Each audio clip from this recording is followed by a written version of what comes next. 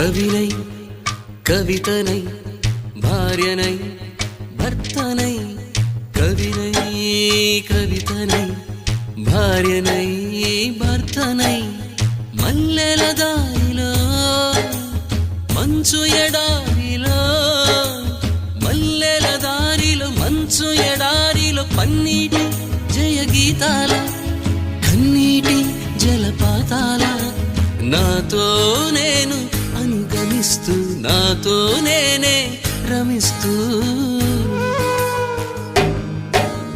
ఒంటరినై అనవరతం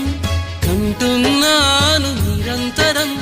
కలల్ని కథల్ని మాటల్ని పాటల్ని రంగుల్ని రంగవల్లుల్ని కావ్య కన్యల్ని ఆడపిల్లల్ని జగమంత కుటుంబం నాది